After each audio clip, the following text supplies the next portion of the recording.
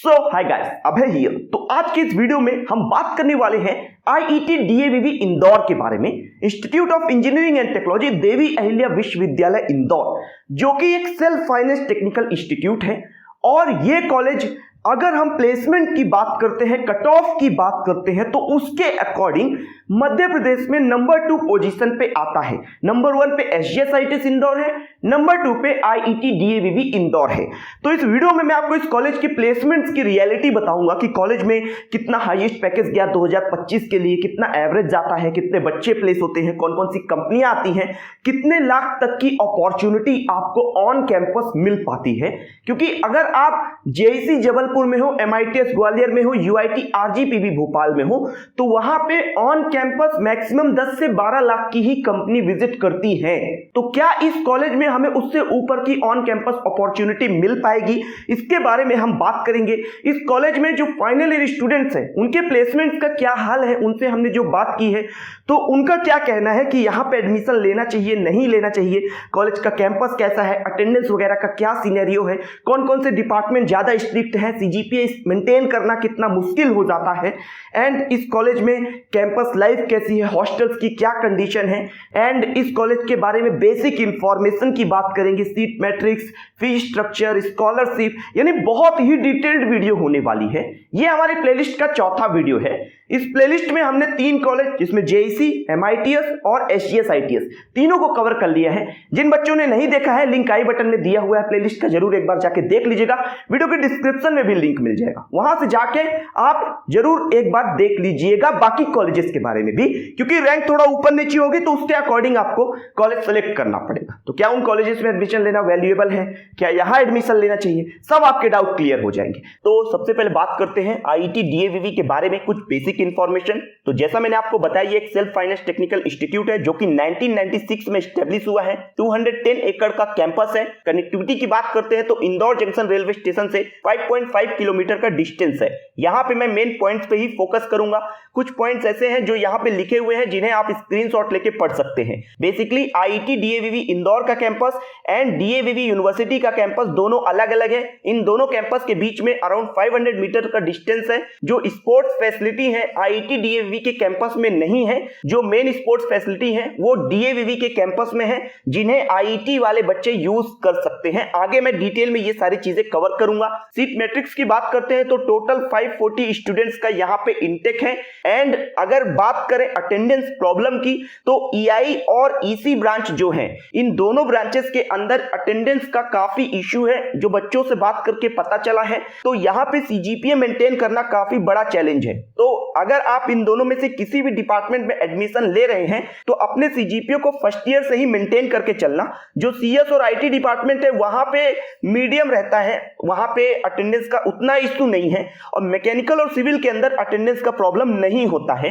अगर cut off की बात करते हैं तो यहां पे मैं सभी कैटेगरी के लिए all India CRL rank JEE main की बता रहा हूं। किसी भी कैटेगरी की कैटेगरी रैंक हम यहां पे मेंशन नहीं कर रहे हैं। सबसे पहले बात करते हैं ऑल इंडिया कोटा की। तो ऑल इंडिया वाले बच्चों के लिए यहां पे 10% सीट रिजर्व है एंड मध्य प्रदेश वाले बच्चों के लिए 90% सीट रिजर्व है। एमपीडीटी के थ्रू यहां पे एडमिशन प्रोसेस होता है, एमपीडीटी की काउंसलिंग से। तो ऑल इंडिया की बात करते हैं तो कंप्यूटर साइंस 62,000 पे, आईटी 72,000, ईसी 81,000 एंड ईआई 89,000 पे क्लोज हुआ था। इसके बाद अगर जनरल कैटेगरी की बात करते हैं तो यहां पे सीएस 61,000, ईसी 86,000 एंड ईआई 96,000 पे क्लोज हुआ था। ईडब्ल्यूएस की बात करते हैं तो computer science 58,418, IT 70,777 and EI 92,000 के अप्रॉक्स क्लोज हुआ था। ओबीसी की बात करते हैं तो यहाँ पे ईआई जो है वो 1,01,000 के करीब, कंप्यूटर साइंस 65,772 पे एंड आईटी 78,829 पे क्लोज हुआ था। तो अगर आप all India, general category, EWS या ओबीसी कैटेगरी से हैं, आपकी जेईई मेन में सीआरएल रैंक 1 लाख के अंदर है, तो आप इस कॉलेज में जरूर एडमिशन का देखिए। यहां पे आपको सीएस, आईटी, ईसी और ईआई में से एक ब्रांच मिल जाएगी जो कि आपके रैंक के अकॉर्डिंग एकदम सेफ होगी। आपको वहां से एक बेहतर प्लेसमेंट मिल पाएगी। इसके बाद अगर आप एससी या एसटी कैटेगरी से हैं तो आपकी जेईई मेन में सीआरएल रैंक जो है वो अगर 6 लाख के अंदर है तो आप जो ऊपर की 4 ब्रांचेस है उनमें एडमिशन ले सकते हैं। बाकी मैकेनिकल और सिविल के अंदर तो यहाँ पे जो एडमिशन है वो कॉलेज लेवल काउंसलिंग तक जनरल ईडब्ल्यूएस ओबीसी वाले बच्चों को लगभग 2 लाख रैंक पे भी मिल जाता है और SC ST वाले बच्चों को तो मिल ही जाता है। बहुत कम बच्चे हैं जो निराश होकर लौटेंगे भले रैंक कितनी भी हो। तो ये कंप्लीट कट ऑफ है। प्लेसमेंट की अगर मैं बात करूं तो 2025 बैच के जो प्लेसमेंट हैं वो अभी चल रहे हैं एंड अभी तक का जब मैं वीडियो बना रहा हूं तब तक का जो कॉलेज का हाईएस्ट पैकेज है वो 18 लाख रुपीस पर एनएम का है ऑन कैंपस, जो कि डीवी बैंक ने ऑफर किया है 4 स्टूडेंट्स को CS एंड IT के। एवरेज पैकेज कॉलेज का अभी तक लगभग 5 लाख का जा रहा है। सेफ ब्रांच यहाँ पे CS IT EC और EI है। मैकेनिकल एंड सिविल में जो प्लेसमेंट है वो उतनी बेहतर नहीं है। मैकेनिकल का तो चलो ठीक भी है लेकिन सिविल का काफी बुरा हाल है, इसका ध्यान रखिएगा। इसके बाद अगर 2024 बैच की बात करते हैं तो हाईएस्ट पैकेज यहाँ पे 22 लाख का था on campus, average package 5.5 lakh का था। तो कुल मिला के इन शॉर्ट आप ये समझो कि ये एक ऐसा कॉलेज है जहां पे ऑन कैंपस आपको 22 लाख तक की कंपनी जो है वो मिल जाती है और हर साल यहाँ पे लगभग 4 से 6 ऑफर 18-20 लाख 22 लाख के आ जाते हैं। मतलब अगर आप JEC में, MITS में या UIT RGPB में हो तो वहां पे 10 से 12 लाख तक की ही कंपनी मिलती है, लेकिन DAVV में ये एक एडवांटेज है। यहाँ पे काफी बेहतर कंपनियां विजिट करती हैं और जो नंबर ऑफ कंपनी भी है वो भी ज्यादा आती है इस कॉलेज के अंदर। लगभग आप ये मान के चलो रफ आइडिया कि लगभग 50 से 100 के बीच कंपनी हर साल इस कॉलेज में प्लेसमेंट के लिए विजिट करती हैं। कॉलेज में लगभग 5 से 7 लाख का पैकेज आप लोगों के लिए एकदम सिक्योर माना जा सकता है अगर आप ऊपर की ब्रांचेस में हो CS IT EC और EI में। पहली बात। दूसरा पॉइंट ये समझो कि ऑन कैंपस यहाँ पे 22 लाख तक की कंपनी आपको मिल जाती है, मतलब 18-22 लाख का पैकेज निकालने के लिए अपॉर्चुनिटी तो एटलीस्ट मिलती है आपको, ठीक है। इसके बाद लगभग इस कॉलेज में 60 से 70% जो प्लेसमेंट है वो ऊपर की 4 ब्रांचेस के अंदर हो जाती है। CS IT में हो तब तो बहुत बढ़िया है और वो नहीं मिल रहा तो फिर EC और EI देख लो, ये भी अच्छी ब्रांचेस है। सो ये ओवरऑल प्लेसमेंट रिपोर्ट है IIT DAVV इंदौर की। इसके बाद बात करते हैं फीस स्ट्रक्चर की। सो भाई यहाँ पे जो फीस है वो फर्स्ट सेमेस्टर की 44,000 रुपीज है, सेकेंड सेमेस्टर की यहाँ पे बॉयज के लिए 38,211 रुपीज एंड गर्ल्स के लिए 37,833 रुपीज है। हॉस्टल फीस की बात करते हैं तो 22,500 रुपीज है। मेस के जो चार्जेस है वो एक्स्ट्रा है। मेस ज्वाइन करना कंपलसरी नहीं है, आप बाहर से भी अपने खाने का इंतजाम कर सकते हैं। बात करते हैं अगर स्कॉलरशिप की तो यहाँ पे OBC SC और ST वाले बच्चों को पोस्ट मैट्रिक स्कॉलरशिप मिल जाती है। MMBY भी है जो कि सभी बच्चों के लिए है, सभी कैटेगरी वाले बच्चों के लिए। एलिजिबिलिटी क्राइटेरिया क्या है उसका, तो MP बोर्ड से 12th किया है तो 75% या उससे अधिक, CBSE या ICSE से तो 85% या उससे अधिक, MP डोमिसाइल होना चाहिए, एनुअल फैमिली इनकम 6 लाख उससे कम और JEE मेन में 1.5 लाख के अंदर रैंक कंपलसरी है। यानी ये सारी कंडीशन फुलफिल होंगे तभी आपको MMBY मिल पाएगी। और इसका भी ध्यान रखिएगा कि MMBY और पोस्ट मैट्रिक दोनों में से एक ही स्कॉलरशिप का बेनिफिट ले सकते हैं। एडमिशन प्रोसेस JEE मेन का एग्जाम, MPDT के थ्रू काउंसलिंग। बात करते हैं कॉलेज के रेजिडेंशियल ब्लॉक की, कैंपस लाइफ की, एकेडमिक ब्लॉक की। सो बेसिकली यहाँ पे टोटल 4 बॉयज हॉस्टल हैं। हर एक ईयर के लिए सेपरेट हॉस्टल बनाया गया है। जो थर्ड ईयर और फाइनल ईयर स्टूडेंट हैं उन्हें सिंगल सीटेड रूम अलॉट किया जाता है।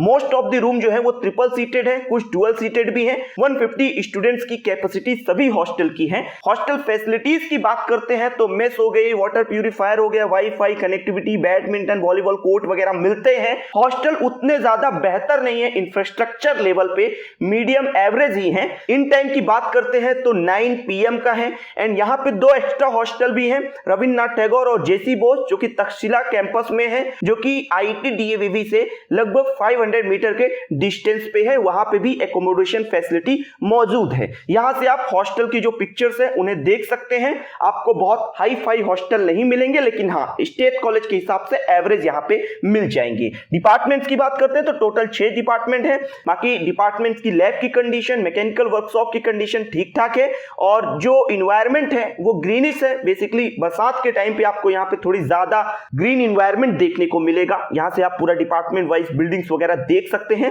सेंट्रल लाइब्रेरी की बात करते हैं तो 10 to 5 इसका जो टाइमिंग है, एंड यहां से आप 1 साल के लिए बुक ले सकते हो। SC/ST बुक बैंक भी है। सेपरेट बिल्डिंग यहां पे सेंट्रल लाइब्रेरी की बन चुकी है, जो कि काफी बेहतर है और 2025 बैच वाले बच्चों के लिए स्टार्ट हो चुकी है। स्पोर्ट्स फैसिलिटी की बात करते हैं तो IIT DAVV के कैंपस में तो नहीं है, लेकिन तक्षशिला कैंपस के अंदर आपको बहुत बढ़िया स्पोर्ट्स फैसिलिटी मिलती है, जिसमें badminton, volleyball court, cricket ground and basketball court वगैरह मिल जाते हैं, जो कि आप यूज कर सकते हो। इसके बाद ओवरऑल अगर मैं बताऊं तो कॉलेज के अंदर जो कैंपस लाइफ है इंफ्रास्ट्रक्चर के हिसाब से वो स्टेट कॉलेज के जैसी ही है, बहुत हाई फाई नहीं मिलेगी। कॉलेज का जो ओवरऑल इंफ्रास्ट्रक्चर है वो आपको डिसेंट मिल जाएगा। सो ये कंप्लीट इंफॉर्मेशन है IIT DAVV इंदौर के बारे में। इस वीडियो में हमने काफी इंपॉर्टेंट इंफॉर्मेशन कवर की है, सारे मेन पॉइंट्स कवर किए हैं। अगर किसी बच्चे को अभी भी कोई डाउट है इस कॉलेज के बारे में तो कमेंट सेक्शन में जरूर लिखिएगा।